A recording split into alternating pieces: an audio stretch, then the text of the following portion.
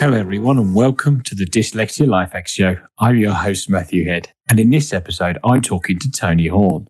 She is the founder of Think Differently Coaching, which provides workplace coaching for neurodiverse adults. She grew up in a neurodiverse household, having dyslexia herself and growing up alongside her brother who is autistic. Not too much has changed since she's rolled into adulthood, as her husband has ADHD. She spent 17 years working for Barclays Bank, including being UK's Neurodiverse Support Lead. As always, I'll put links to Think Differently Coaching and anything else we talk about in the show notes, which will be available at dyslexialifehacks.com/podcast. Welcome to the show, Toni. Thank you for having me. That's okay. So what I wanted to start with really was your very neurodiverse household when growing up. Yourself being dyslexic and your brother being autistic. How were you finding that? Yeah, I suppose, because my brother has cerebral palsy as well, so Right. he had different challenges as well as the autism. And I think more or less I had to grow up quickly. I had to become a helping hand, or I wouldn't say left to my own devices. That sounds really bad on my parents, because my parents were really good parents.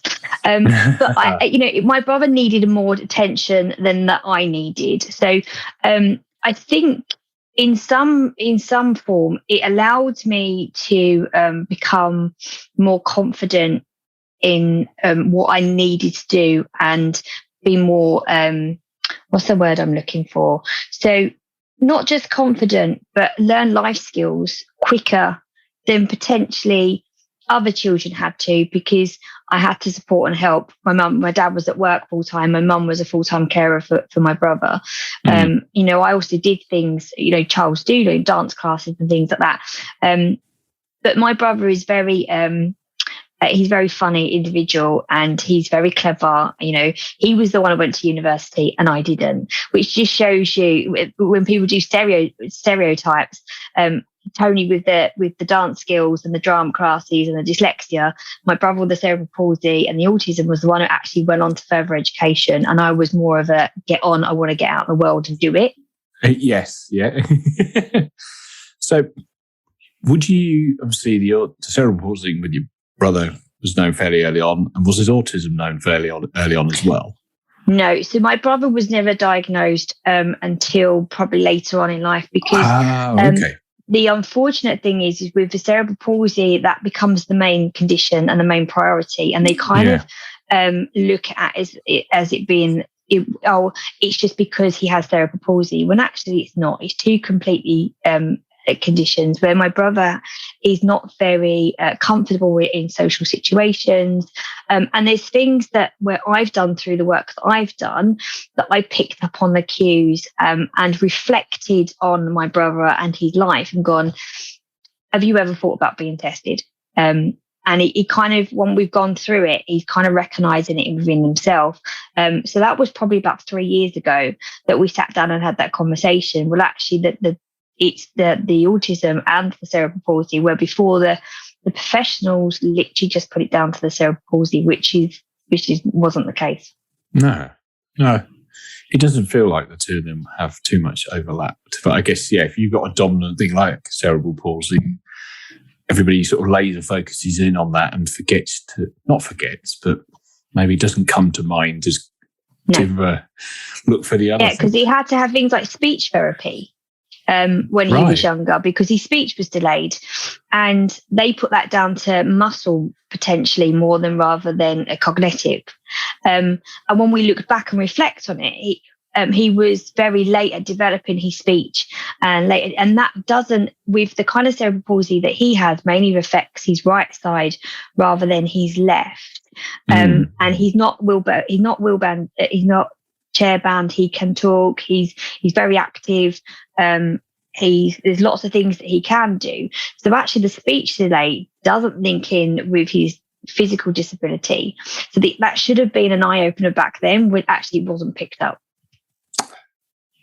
Frustrating, isn't it? So how old is he now, if you don't mind saying? Oh, so he wouldn't mind at all. He's the right age of 48. So I'm 40. He's not 48, sorry, he's 38. So there's 22 months between us. Oh, okay. And he, literally a few years ago, he found out he was autistic as well as having cerebral palsy, which must have been a few light bulb moments going on in his own head. Yes, definitely. And it's quite funny because, we talk and we laugh with each other that, that he can spell and I definitely can't. And there's things that he can do really well and there's things that I can do really well. And, it's quite comical when we get together and we talk about our neurodivergence and the way that we've progressed and how we do completely different things now with our life. But also at the same time, we've got very similar attitudes to life. Okay. So I'm guessing in amongst of your parents being very busy looking after your brother and you having to help out with that, your dyslexia diagnosis wasn't found out until later on, I would hazard a guess.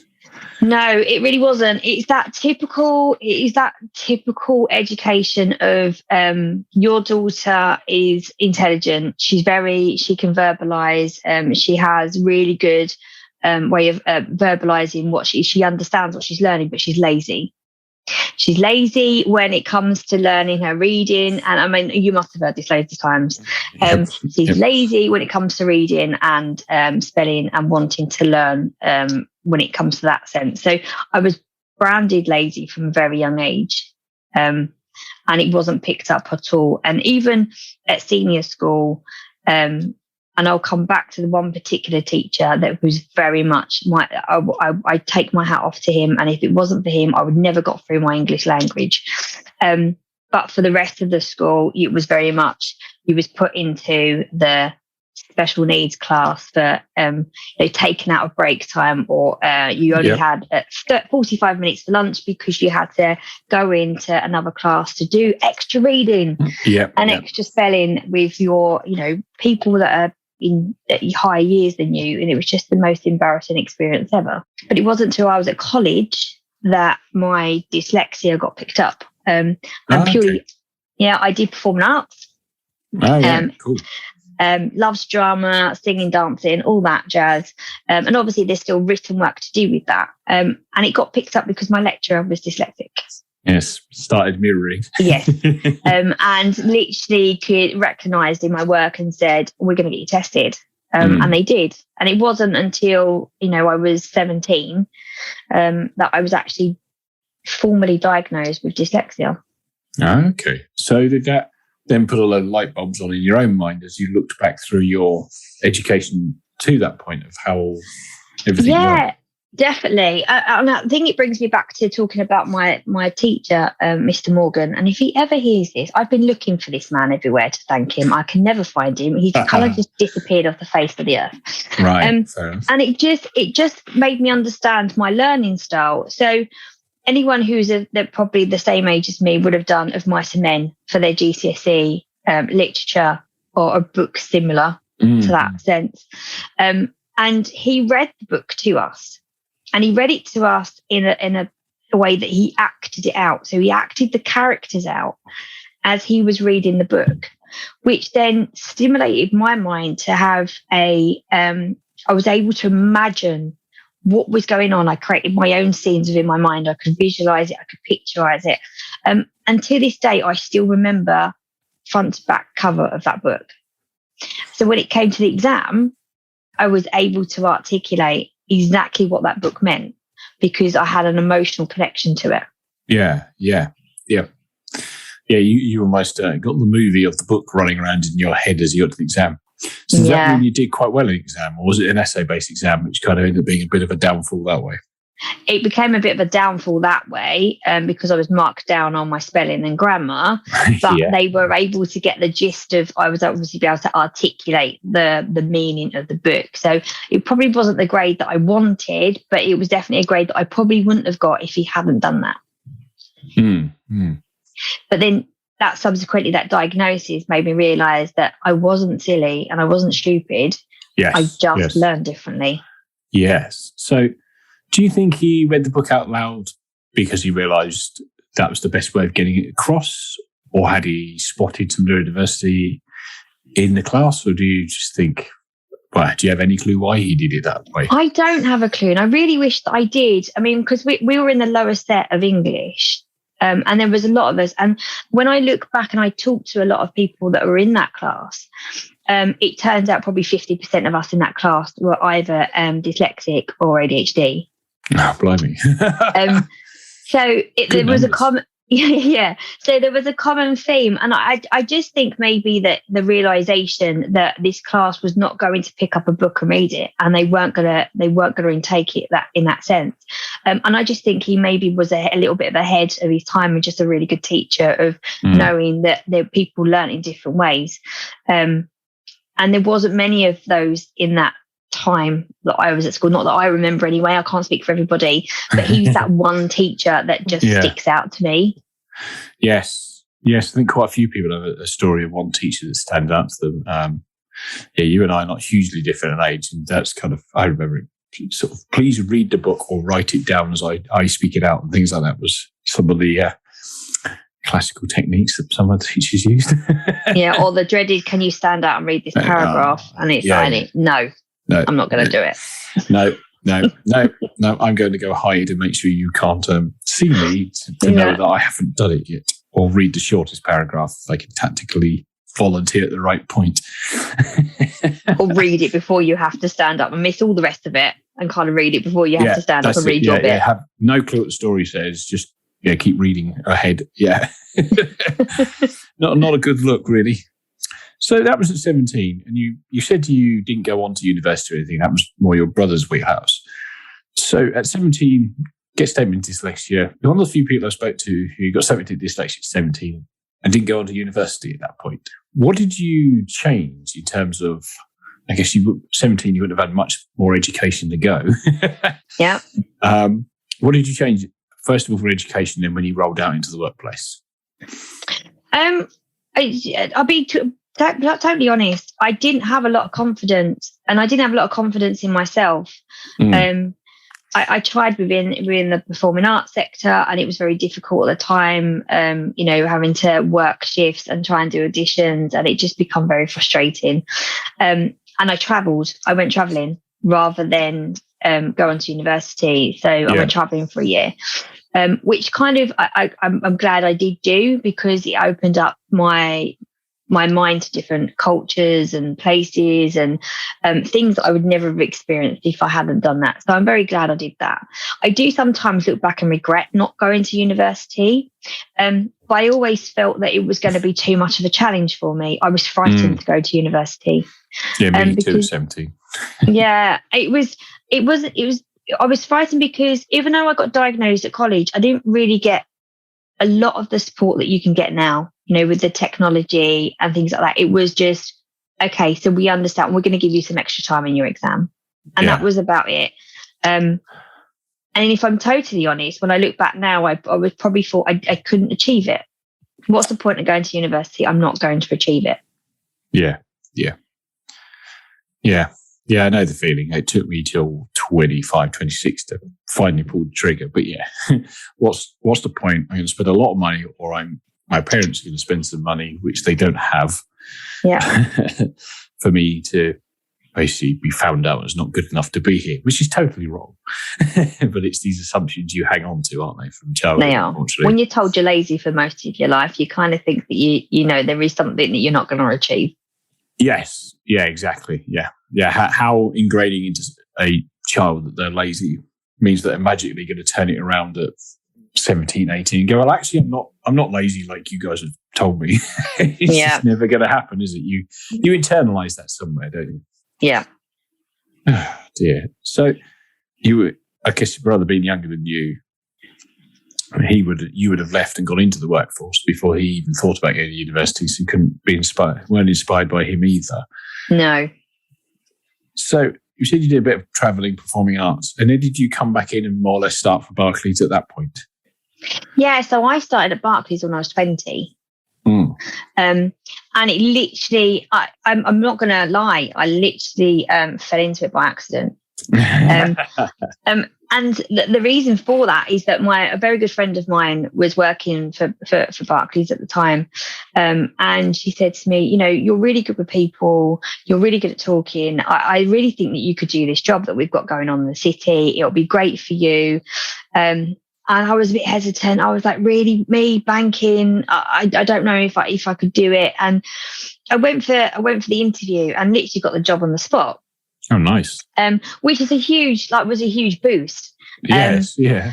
A real huge boost. So I ended up working in the City of London, at the age of 20, for, quite a big bank, bang in the middle of the city, dealing with customers that were very superior to for who I was at that time, all suited and booted. They're all city people.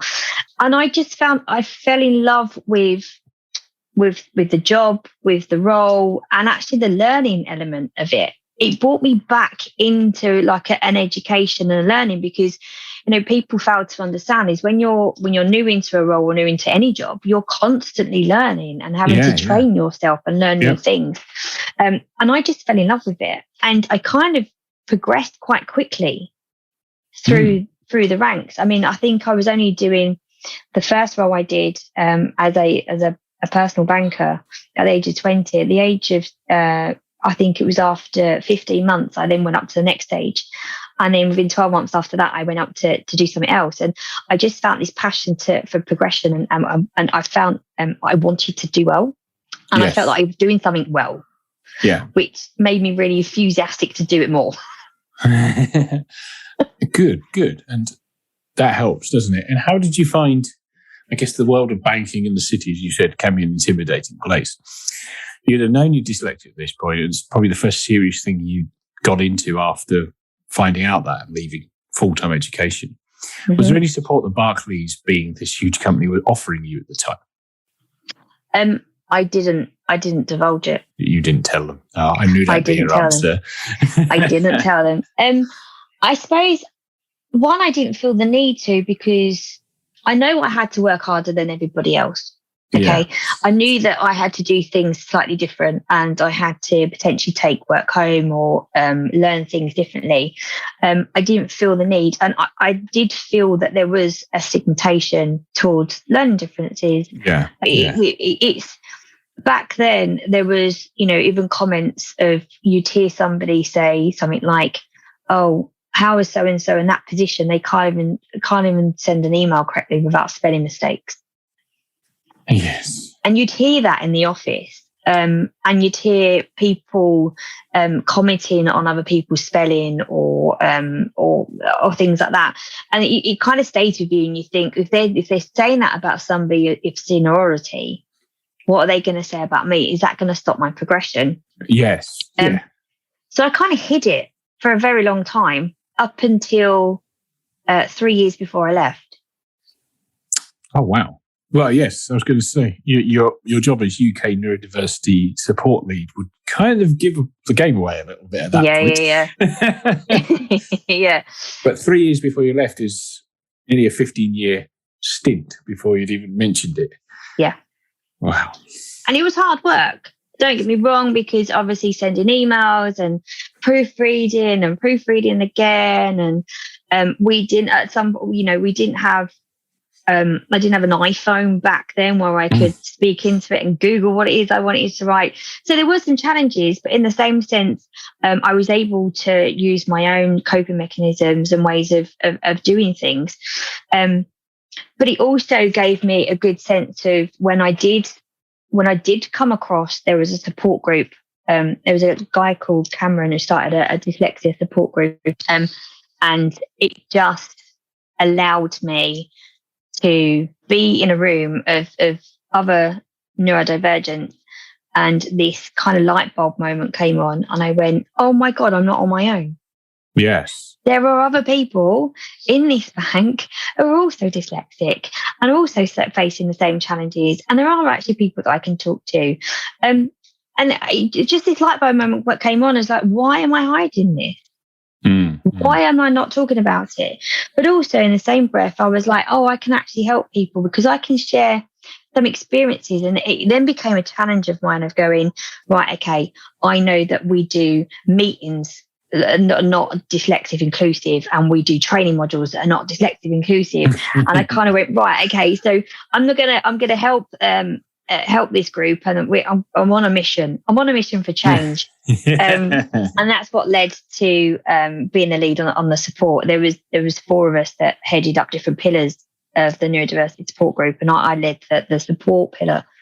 And it's just little things about, how you can set up somebody to be more inclusive in like a team meeting, whether it be a Zoom or in person, and those kind of little hints and tips, and just little small changes that for someone like me back then coming into banking would have made a huge difference. Mm-hmm. So what sort of things were you trying to roll out across the company? So the first one is that is to teach the teacher, right? So it's silly little things like when you've got a presentation, if you've got a meeting, send out the presentation before the actual meeting.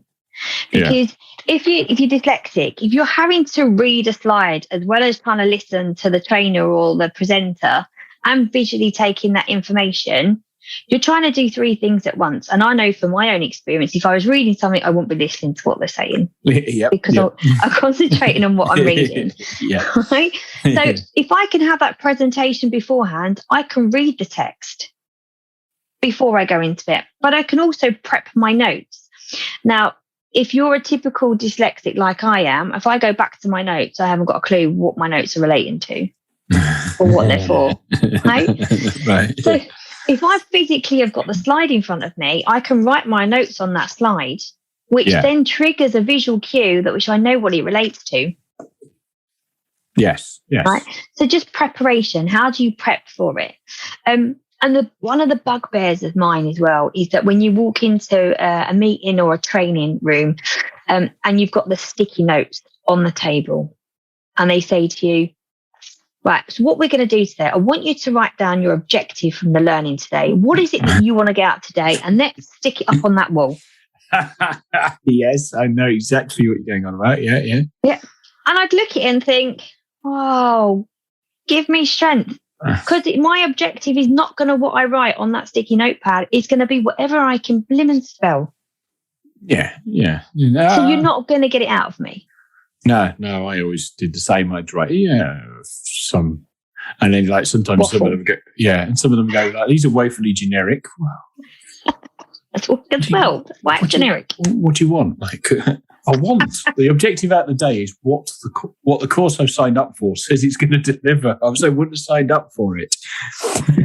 Exactly. And it was things like, if you want to be more inclusive, go out and ask people for their objective before they come into the meeting. Yes.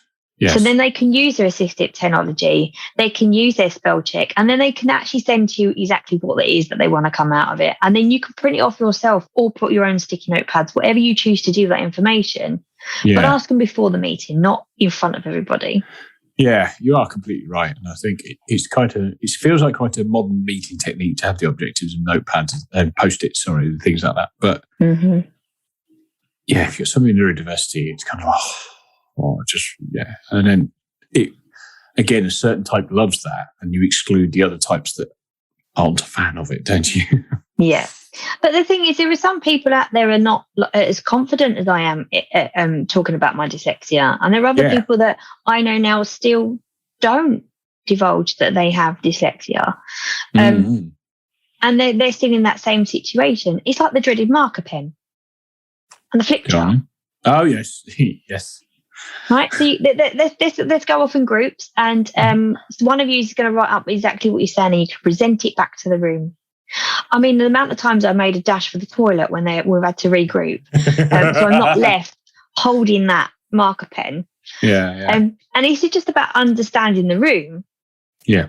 So, go out to the room, ask them, if they're comfortable writing in front of people, get a list of people. If they come back and say no, then you can delegate it to the people that have come back and said yes.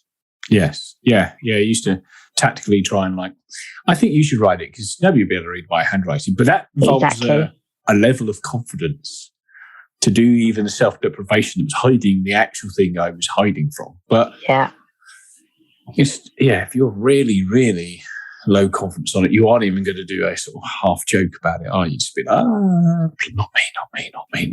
It ends up being you or something because you're sat there quietly not doing anything and everybody volunteers you. Yeah. Yeah, I mean, I used to always go, look, I'll present it back. I'm not shy of coming forward. Somebody else write it. And try and get out of it that way if I haven't managed to do the dash in time. But like you say, there are some people that are very quiet and more reserved. And, if the anxiety that comes with that as well. There is a level of anxiety of not feeling comfortable in the situation that you're in because you don't want to be put in that position.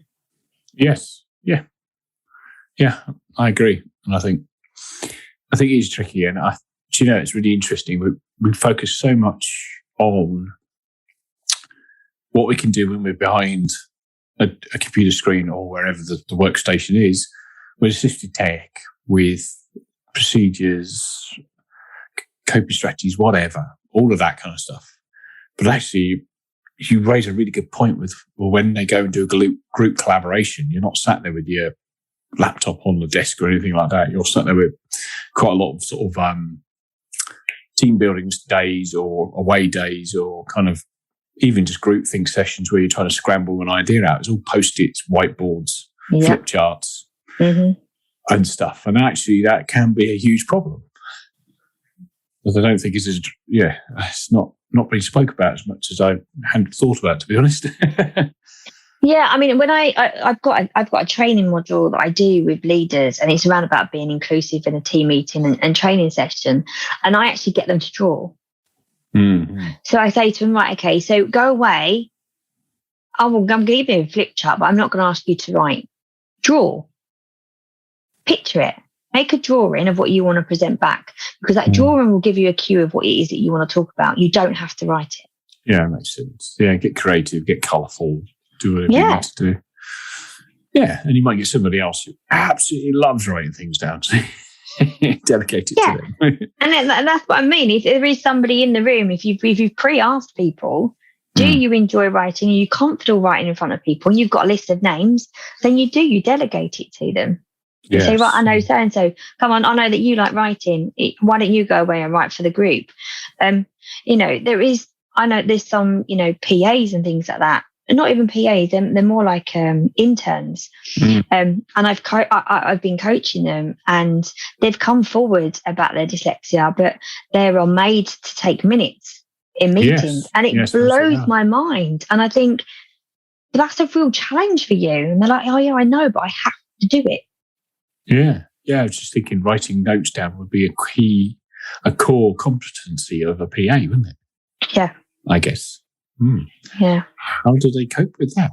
Or what do they do? Because they clearly want to be a PA. So or some of them don't, or some of them are, because they're interns, they have to do different parts of different jobs to work up, and they struggle with it. So you kind of give them some different methods of how they can take notes simultaneously or try and do it so they're not actually physically having to write everything that they're hearing, and I do that through coaching as well. But yeah, it's when you listen, the best thing about my job is talking to different people and learning from their experiences to be able to put these training packages together, because that's the only way we can do them, is listening to each other, listening to people's challenges and listening to things that they find particular that makes them feel anxious. It's about how do we then package that together to make it stop from happening so we can be more inclusive. Yes, yeah, definitely. And then you hopefully you've got a big enough pool of people that you can sort of have all the skill sets covered in one go. Definitely. Okay, so you said there was 4 pillars and you were support. Mm-hmm. What were the other 2 pillars, out of curiosity? So we had support, thrive. You're going to challenge me. This is quite a while ago. So I support. We had someone on thrive. We had someone appreciate. Right. Yeah, so there's appreciate, thrive, support, and the last one was thrive, support, appreciate. No, I'm trying to pull on my memory skills here. And operations, I think. There's operations. Oh, okay. So appreciate was about finding allies and appreciate, what neurodiversity brings to the workplace, right? So their role was appreciating what we bring, appreciating strengths, and kind of utilising and making sure that message was getting out there. Thrive was around making sure that hierarchy understood how they can help make it thrive, right? Talking to key speakers and listening to what they can do to be more outspoken and more around neurodiversity. And my role was heading up and leading the support where I listened to our neurodivergent colleagues and listen to their pain points of what the company could do better to support them. Even if it was like IT issues, one of them being internal assessment. It's very common, not just for Barclays, but it's very common for lots of big organizations to have like numeric tests and time tests before you even get to an interview stage. Now, if you're dyslexic or have dyscalculia, you're already out before you've even got to speak to somebody.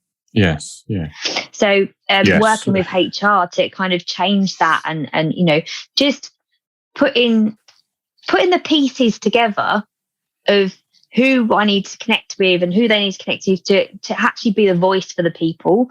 And I also we had something called Tea with Toni, which is still going by the way. My group said when I left, they kept it in my honour, bless them. I love them dearly, all of them. They're such lovely, great people. And I do miss working with them dearly. And Tea with Toni was purely somewhere for people to go to just have a chat with other neurodivergents. So, talking about shared experiences and maybe just have a whinge if they wanted to have a whinge in a safe space. Right. And that's basically what Tea for Toni was for. It's about listening to shared stories, because one thing I realized is there is a power in listening to shared stories, listening to and recognizing that people may have the same challenges that you have and you're not on your own. Yes, because there's quite a lot of, and I'm certainly guilty of this, particularly when I was younger, of stuff rattles around in your head and you just think it's you. Yeah. And then you get talking, you're like, or you hear people and other people talk about it or get into groups of people. Oh, not just me then. Okay. What do you do? Oh, no, that's really clever.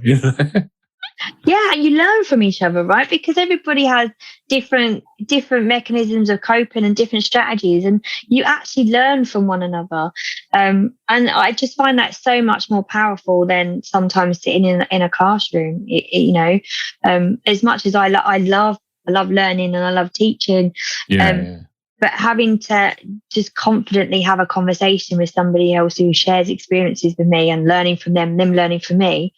It's just one of the highlights of having a great conversation. Yes, yeah, most definitely. And I think it's one of the driving forces behind this podcast, is people can listen in and hear how dyslexic people do work in all these different areas and have a good conversation about it. So, was that your full-time job at that point, or was that a sort of supplementary part of your role at Barclays? It was a supplementary part. It was off the side of the desk that I dedicated myself to. So I had, at the time, I was a regional Premier Leader as well. So I had a team of individuals that I led, as well as doing neurodiversity support. That must have taken quite a lot of juggling. It did. It took a lot of juggling. I loved my team. But I also love the neurodiversity stuff. The neurodiversity became a passion, so a real passion of mine. So it never felt like work.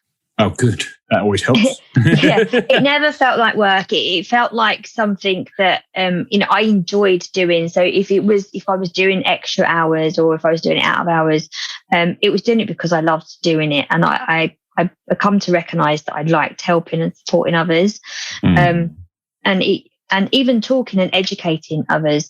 That one of the biggest things I remember is when I used to do webinars with different parts of the bank. I mean, the bank is huge, right? So they've got different departments everywhere, whether it be mortgages, wealth, Premier, IT, HR, and there were so many different departments that I think I did about a 2-month stint of where I was going into different teams and doing neurodiversity awareness, like kind of presentations. Yeah. And 9 times out of 10, someone would contact me after that presentation and go, I really recognise this in myself. I think that might be me.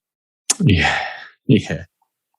And the first couple of times it happened, I was like, oh, wow. So, these people are starting to realize that actually that they could be either dyslexic or ADHD or whatever category they fit in that neurodivergent box. And they would talk to me about it, and then they'd go away and get an assessment, and they'd come back and they'd be like, do you know what? I can't believe I never knew until I sat down and listened to your webinar. And it just amazed me that nearly every time I did it, at least one person in the room reached out. Yes. Yeah, surprising how much sort of latent neurodiversity is floating around. Well, you sort of compare notes to somebody, like, obviously quite a few people I bumped into know I do this now. And it's like, you get talking to them, oh, well, this. Well, I do that. Yeah. Okay. Yeah. Or the classic one, isn't it? My kid has just been statement with dyslexia, ADHD, whatever. They do the same things I do. I need to go get this looked at. Yeah, I mean, my dad's never been formally diagnosed, right? But my dad is definitely dyslexic. I see. Yes. And we always knew that he's. That even I think he might have a little bit of dyspraxia in him as well, because he's very clumsy in certain sense and things that he does with his core techniques. But he's definitely dyslexic. And he even says to me now, I'm too old to get tested. I probably am. I've lived with it this long enough. I don't need to have a formal diagnosis, and nor does anybody. If you recognise it. When I was diagnosed, I think a light bulb moment went off in my dad, and he went, "Yeah, that's me." do you try and sneak in some of your coaching techniques without him noticing? No, he'd be like, stop, I don't need it. I've got a PA for that. All right, fair enough. So he's quite fortunate enough that he runs a company, and anything written or technical like that he can pass off, yes, which he's quite happy to do. He pays, yes. He's in a nice position to be able to pay somebody to pick up on his weak points while he focuses on the things he's really strong at to grow the company. Exactly. And that's, he's quite happy doing that. And why should he not be? No. Good luck to him. And, he's in, like you say, he's in that fortunate position where he can do that. Yeah. But it just shows, right? So they say like entrepreneurs and my dad never had an education. No. My dad got chucked out of school at 15. Yeah. Because he was branded as the stupid kid. And now he runs his own successful business. Yeah. It just... Yeah. Yeah, but it's nice, isn't it? Because for some people, it lights a fire underneath them, and they just... They run successful businesses. Some of them change the world. You look at neurodiversity and self-made millionaires. Yeah. But there is always... the flip side to that there's a lot of people who it doesn't, and they unfortunately take a darker path, and that's a problem in the other direction. So it's interesting correlation between dyslexics and people who weren't very successful at school and self-made millionaires. Yeah, and to be fair, I don't know where I would have been if it hadn't been for my friend saying you can do this. Yeah. I don't know what I would have been doing now, if I'm honest. But I'm so glad that she see that in me, and she had the confidence in me to say, don't be silly, I know you can do it. Yeah. Which I hadn't even divulged my dyslexia to her at this point. I don't think any of my friends knew, apart from one of my closest friends. Yeah. And you need people like that, don't you? Like, yeah. I don't know how you felt, but by the time I'd finished my GCSEs and then got through my 3 years of college, my brain had gone on holiday. It was completely melted out of it. Yeah. But I don't think I'd have been able to regularly stay in if... Well, I sort of did motor vehicle studies at college, so actually the technical side of it I was really, really good at. So and at school I was good at maths and science, so I had enough kind of praise, I suppose. Yeah. Kind of just about enough to keep me going, but not enough to keep me going past that level of education at that point in my life. But if I hadn't got that, who knows? You just, well, I'm just stupid, and you play up to it, I guess. I don't know, really. It's hard to know, isn't it? And it's depressing how many people probably do believe that they are really, really stupid and can't do it. Then don't do it, and they end up in other places. And this is why it's so important that we talk about it. A light bulb moment. And a light bulb moment came on with me as well when I had children as well. My 7-year-old is going through the assessment at the moment. And I recognise a lot of characteristics in his work. And I would say, without the formal diagnosis, I think he has dyslexia. And even before then, when I had children, it kind of is thinking, well, okay, I need to do this and I want to do this and I want to shout about it. I want to normalise it. I want it to be not a discussion that I'm having in 10 years' time when they go into the workplace. I actually want to do myself out of a job because I want them to be able to go into the workplace and it will be, there isn't a box that you tick to say, I have a disability. There isn't a box for that. It is the case of, okay, you come into work for us. What is it you need to do your job? Here you go. Thank you very much. And that's the point that I want to get to. So I don't want to be doing what I'm doing in 10 years' time. I want the narrative to change, that actually different doesn't mean less. Yeah. Different cognitive style doesn't mean that you're different. It just means that you do things differently, but you're not different. Yeah. And you're building diverse teams, aren't you? So if you can build synergy in the team between all your neurodiverse employees and your neurotypical employees and everybody across different range of absolutely everything, all sort of diversities and everything, then you build a better organisation, don't you? And you just need everybody needs the tools and easy access to them to be able to make that happen. Yeah, no, definitely. I mean, when I look back to my time with the neurodiversity group, there's 5 of us in a room and we're all neurodivergent and we all had these brilliant ideas and we all great. And then it'll come to it and not one of us has written it down. Yes. Not one of us. Right. So we've spotted off all these ideas. We've all got really creative, all got really passionate and really enthusiastic. So we did come to a decision that we actually needed a neurotypical project manager to come in and do this for us. Which worked really brilliantly then because he was able to take down the ideas and actually put them into practice for us while we created them. And it just worked really well. Yeah, that's it. And you need a mixed room of people. If you've got a room of people that all think exactly the same, you're going to get the same answer from everybody. You're not going to get any creativity.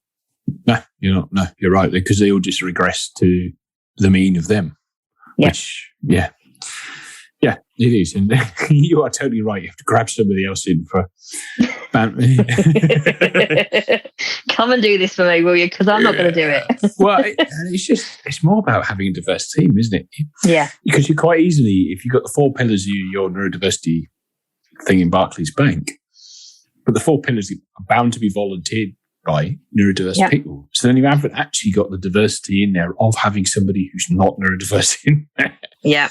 And then that's where, as you say, you need to add one and they can add their own unique skill set to that to make the things happen. Yeah. So obviously you left Barclays Bank and now in business for yourself on coaching. Is this more of an extension of doing that for Barclays that you thought, I just need to keep making this a thing? Yeah, I mean, I realised my passion for it and my love for the support and trying to change the workplace. I then created Think Differently Coaching, which is now a community interest company. And the reason for doing that is, one, I wanted to keep my hand in the support, a pillar of actually talking to people, physically having conversations and coaching them and supporting them, especially when you've got people that have been diagnosed that are later on in life, or whether they've just got some sort of a cognitive difference. It doesn't mean that they have to be neurodivergent. It could be through like brain injury or something like that. And just having that connection of being able to help, but also in the same breath is designing the training module I did very early on from my experience of working in the corporate world, because I knew if we needed that change in a large organisation that we was in, there is going to be many more organisations that are not doing those upskilling their trainers. I kind of teach the teacher. They're not upskilling the leaders. They're not upskilling their trainers or their coaches. So I designed a couple of training modules to actually dedicate to that. So, it's CPD certified. So they get their professional certificate from it, and they get their hours. But more meaningly is that they actually get another lens of what they can do and change with their learning and coaching style to be more neurodivergent inclusive. There's not significant changes, but when you go through the training module, one, it's about understanding what it is first. Let's talk about what it is and what it represents. But also then let's look at what strengths that these individuals have and how you can then bring them strengths out of these individuals. Then how do you adapt your coaching style to adapt for their challenges, so you're making it more inclusive. But also what people don't seem to understand as well, that they have an equality responsibility. Yes. So yes. What's your equality responsibility? Because whenever I talk about equality in work, they go, oh yeah, we have adjustments for somebody's back or for this and for that. Well, actually, no, it goes a little bit further than that. There is more to equality. So what do you understand your responsibilities as a leader, as a coach, as a trainer around your neurodivergent staff? And 9 times out of 10, the answer is no. Yeah. So the training package that I've designed is purely just to recognise and to be able to support that. And I've done it because I knew that it's needed. Because when I listen to the people that I coach, the one particular feedback that I get all the time is that there's 3 things. I've been through my workplace adjustment. Now my manager thinks I'm fixed because I have my assistive technology. Yes. That's if one. It was that simple. Yeah. Oh, yeah, if only it was that simple. 2, my line manager's been absolutely brilliant, but now they've changed and I've got a new one and they don't get it. Of course. And I've got to go for it all again. Yes. Yes. Yeah. Yeah. Or the 3rd one is I don't disclose it because I don't think my line manager would appreciate it or understand it. Right. Yes. Yeah. Yeah. So they're the 3 common themes. So if we can make it a mandatory training that all line managers have to go through it, then these individuals won't have to keep repeating themselves or keep having to understand that assistive technology is just not where you stop with that individual. It's about a working relationship with them. They're going to change as individuals just like any neurotypical. Exactly. So it's about understanding their changes, or if they've been through coaching sessions. Okay, so what have you pulled from that? What are you working on? There doesn't seem to be that. And I'm not putting everybody in the same box. There are some managers out there that I've spoken to that are absolutely phenomenal and they get it and they love it and they do go out and educate themselves. But there are others that are just, when you talk about it, or you speak to some companies, they go, we just don't have the time or we don't have the budget.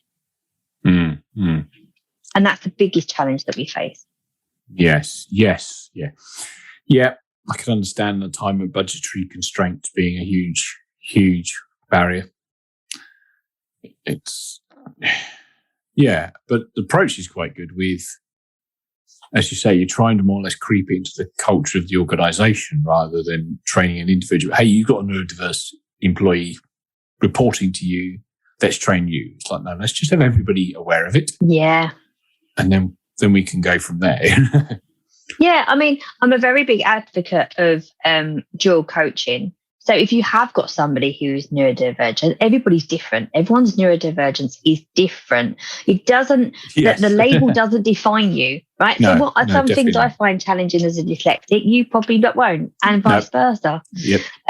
So actually having that dual coaching of understanding that individual is very important. But it's also very important to have a blanket understanding. So not only can you support individuals, but you can actually spot it.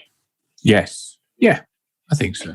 If somebody's struggling in work, don't just automatically put them on a performance improvement plan. Understand the why behind it. And if you've got the tools and the mindset to be able to recognize it because you've done the training and you're more aware of it, there might be something that you recognize within that individual and you think, oh, actually, as we know, that a lot of people haven't been diagnosed. Is there something that we can do to support this person? Mm-hmm.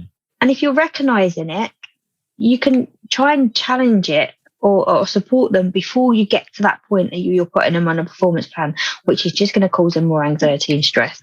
Yes, I've never been on a performance plan, but I imagine it's super stressful. I can imagine too. I've never been on one personally, but I do know people in the workplace that have been because of their neurodivergence. Yeah. Yeah. And that's, it's not good, is it? It's not good for anybody, really. You're employing the staff. They've clearly passed the interview. They've got the job. They've passed the probation period. And then somewhere down the line on a performance plan, something's going wrong, isn't it? Yeah. Yeah. No one turns up to work to do a bad job. No. And you soon find out if they were. They think your job's very long. And that's down to, you can't teach attitude, right? That comes down to attitude, and there's two different things. It is very much, yeah. Yeah, there's having a good attitude and struggling for whatever the reasons, but which is clearly what you're dealing to. As you say, you can't teach attitude. If somebody's completely bone idle, then and there are going to be people out there that, everyone, like we say, everyone's different. There are some people, or they're just in the wrong job. They are, yeah. And that happens too. That happens a lot, doesn't it? Their parents steer them into a career, and they get 10 years down the line in their house and baby on the way and realise this is not for me, but I can't get out of it anymore. Yes. Imagine that's a whole different skill set, trying to learn how to keep moving forward with that in the back of your mind. Definitely. I've got friends and family that are in a job that they don't particularly like, but they don't know anything else. Mm-hmm. It's a very brave thing to do, to start it all again. I know. I'm in the middle of it. Yeah, and I did it in my early 30s. It's scary. This is my grad, and everybody looks at you like, this guy's like 31 and he's got grey hair. What do you mean this is your graduate? See it in their eyes. But it's great that you are. It's great that you identified what you really enjoyed out of the Barclays job and then spun it into the coaching business. Yeah. So you dealing mainly with corporations, or do you work with individuals as well? Individuals and corporations, and a lot of the receptive businesses so far have been the smaller businesses in my area that have got teams of 20 or more. They've been really receptive to the training because they understand, and I think some of the newer business understands that actually those that are coming out are graduates now are more receptive to the employers that are more inclusive. Yes. So to be able to say that they are that, and that's what we're working towards, they know they're going to attract talent. Yes. Yes. So that they're being more and more receptive to having the training. But so I'm associate coach as well. So I work with other companies who I associate coach for as well. So I do both. Busy. Yes, as I say, sounds like it's going really, really nicely. I'm busy. Yes. Well, I like it. I enjoy being busy. Keeps me out of trouble. Yes. Okay, then. Well, I'm going to start rounding out the podcast. Yeah. And each guest gets 3 rapid fire questions. No, I'm nervous now. Yes. I'll say the rapid fire from me. They don't need rapid fire answers from you. Okay. So question number 1. What prejudice have you had about dyslexia that has been proven wrong? Which I've had about me, or I perceived? Just generally, any prejudice that you had that then was proven wrong. Oh, the mixing up letters. Explain, sorry. So some people go, because you're dyslexic, is it because you see the letters differently? Is it you mixing them up? And I'm like, no, I don't mix them up. I just can't read the word. So for you, the letters stay. You just got no clue what they mean. They're just a bunch of letters. Yeah. Yes. I get that one. Okay, then. Question number 2. If an alien landed and you had to describe dyslexia to them, how would you do it? An alien describing dyslexia, I would say I think more imaginatively. I do struggle with comprehension sometimes with letters, words that I've not recognised before. Mm-hmm.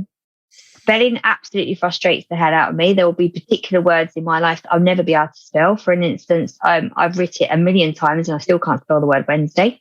My brain just doesn't accept it, doesn't like it, and I have come to terms where I'll never be able to spell it. Also, I would say I'm very enthusiastic and I see things differently. So I can connect the dots and solve problems. I would say is one of the biggest assets of having dyslexia is problem solving. Nice answer. Okay, and the third and final question, seeing as this is called the Dyslexia Life Hacks Show, what is your favourite dyslexia life hack? Favourite dyslexia life hack? I would say my OneNote. Now, people are going to think that I'm mad. My OneNote on my laptop is like my Bible. Okay. Because I can put anything in there. It holds absolutely everything. I can voice note it and I can listen to it back.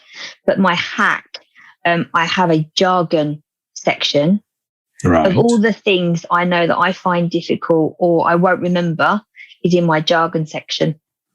So I go to it every time. That is my little hack. Oh, I see. Yeah, jargon beta kind of thing. Yes. All the time in OneNote. And that was one I definitely needed when I was working in banking because we love a jargon in banking. And that was my jargon Bible. Yeah, I can imagine. Yeah, what's API? Yeah. Cool. Well, before we sign off, is there anything else you'd like to add and where people find you? So yeah, you can find me on LinkedIn. I'm under Toni Horn. My website for the business is www.thinkdifferentlycoach.com. And yeah, so please do visit the website and thank you for having me. I've enjoyed it thoroughly. It's been a really good hour of conversation with yourself, and I'm really pleased that you've had me on. Thank you very much. It's been great having you on, and it's actually been really interesting hearing how it all works, particularly with the banking and how you come across all that. So I want to thank everybody else for taking the time to listen, and I will see everybody in the next episode. Goodbye for now.